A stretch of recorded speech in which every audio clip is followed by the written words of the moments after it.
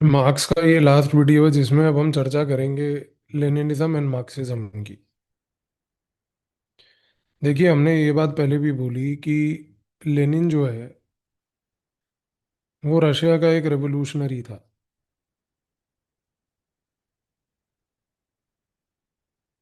Lenin ने marks के जो आइडियाज थे उनको अडेप्ट करवाया एक न्यू सिचुएशन ऑफ रशिया में। मार्क्स ने अपनी पूरी थ्योरी दी थी एडवांस्ड कैपिटलिस्ट कंट्रीज को स्टडी करके, जिसमें से सबसे इम्पोर्टेंट कंट्री जिसकी स्टडी मार्क्स ने की थी वो था इंग्लैंड। पर लेनिन जो है वो डील कर रहा था एक पुअर बैकवर्ड रशिया को लेके, जो कि फुल्ली कैपिटलिस्ट भी नहीं थी। तो मार्क्स की थ्योरी के टेनेट्स को यहाँ पर लेनिन के कॉन्टेक्स्ट में अप्लाई करना वैसे भी डिफिकल्ट था। तो लेनिन ने क्या करा कि लेनिन ने ये बोला कि भाई देखो, रशिया अगर वो फुल्ली कैपिटलिस्ट नहीं भी है तो भी ठीक है, बट उसने कहा कि यहाँ पर भी अपन रेवोल्यूशन कर सकते हैं।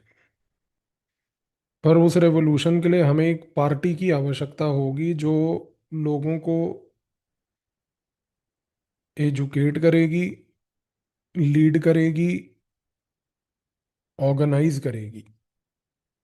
तो लेनिन ने जो पार्टी बनाई वो एक न्यू इनोवेशन था। और ये वैनगार्ड पार्टी जो बनी, जिसमें उसने अर्बन यूथ को, अर्बन पॉपुलेशन को मोबिलाइज किया, तब जाके लेनिन ने ये चीज को एक्सप्लेन किया कि भाई हम इनको मोबिलाइज करके भी एक रेवोल्यूशन कर सकते हैं। और ये रेवोल्यूशन उसने किया। और ये रेवोल्यूशन के आइडियाज को हम लेनिनिज्म बोलते हैं। तो ये चीज सबसे पहले आपको जानने की आवश्यकता है। दूसरा, ये कहना गलत नहीं होगा कि लेनिन जो है ही represented two thoughts: continuation plus significant री इंटरप्रिटेशन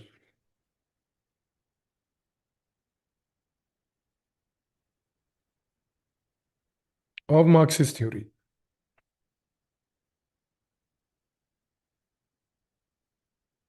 तो यहाँ पर लेनिन ने ये बात बोली कि भाई देखो, एक रेवोल्यूशनरी वैनगार्ड पार्टी जो है,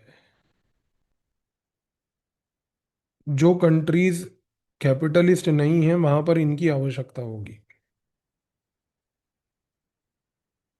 तो क्योंकि रशिया कैपिटलिस्ट नहीं था, ब्रिटेन कैपिटलिस्ट था जिसको मार्क्स ने पढ़ा था, रशिया कैपिटलिस्ट नहीं था, तो उसने एक वैनगार्ड पॉलिटिकल पार्टी यहाँ पर क्रिएट करी। और उसने एक थ्योरी ये भी दी कि लेनिन ने ना इनफैक्ट एक किताब लिखी थी। इस किताब का नाम है imperialism, the highest stage of capitalism.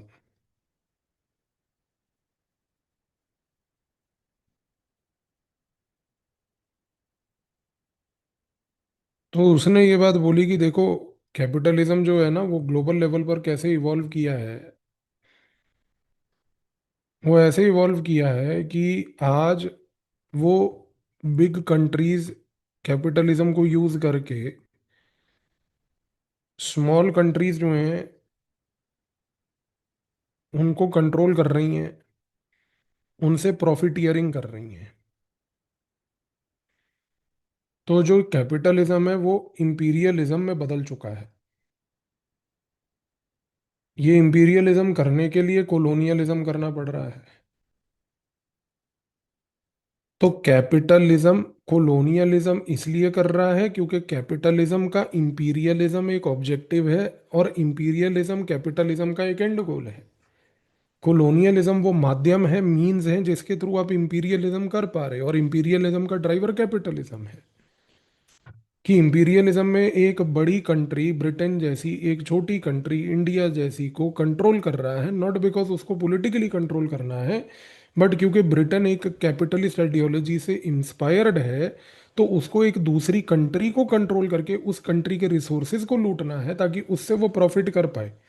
तो वो ये कहने की कोशिश कर रहा है लेनिन कि आप कैपिटलिज्म के थॉट प्रोसेस को समझिए, कि कैपिटलिज्म किस हद तक जा चुका है कि वो प्रॉफिट के चक्कर में किसी दूसरी कंट्री को कॉलोनी भी बना लेगा, और कॉलोनी बनाने के बाद उसके रिसोर्सेज को लूट के उसको यूज भी करेगा, क्योंकि वहां पर भी उसको पैसा दिख रहा है।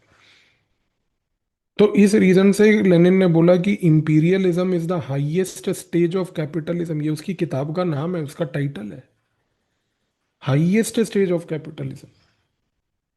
तो ये चीज उसने बोली।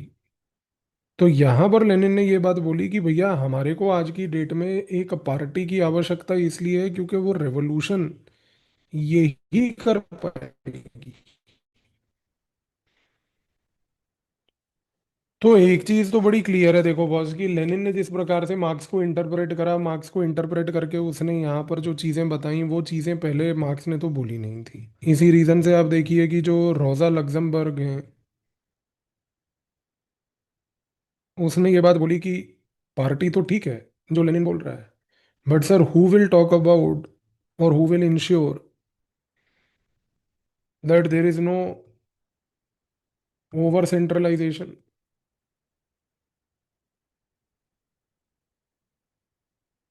इन पार्टी स्ट्रक्चर।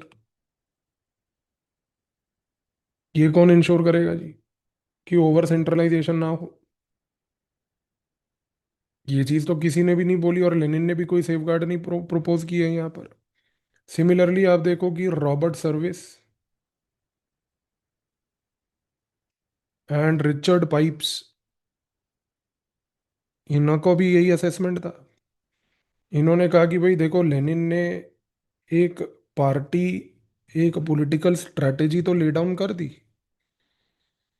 पर लेनिन का खुद का एक्सपीरियंस रशिया का बताता है कि ये पार्टी जो है it eventually led to a totalitarian Russia.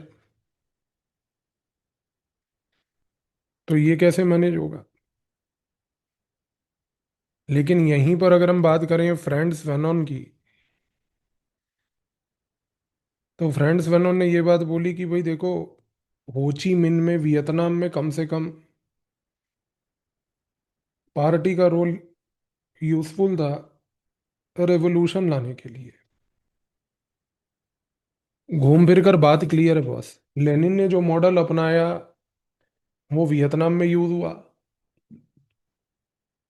Lenin ने जो मॉडल अपनाया उसको कहीं ना कहीं मॉडिफाई करके इंडिया में भी मिनिएचर लेवल पर अप्लाई करने की कोशिश करी, पर इंडिया में वो रेवोल्यूशन नहीं कर पाए। क्यूबा में हुआ, चिली में हुआ, but eventually nobody could ensure, number one, that there will be prevention of totalitarian rule, and number two, as Rosa Luxemburg very rightly said, over centralization in the party structure. So when we look at Lenin and its application to Marxism, Lenin interpreted Marxism in this way, that he brought about this innovation, but the problem of Lenin is that he could not create safeguards. Thus, totalitarianism eventually ended up in these particular areas where Lenin philosophy was applied. ठीक है जी, so this completes our Marxism completely and Karl Marx completely. Now we will move to Gramsci. Gramsci के बारे में हम लोग पहले भी कई बार चर्चा कर चुके हैं। तो Gramsci and then Hannah Arendt, so therefore our western pol thought will get completed. चलिए मिलते हैं।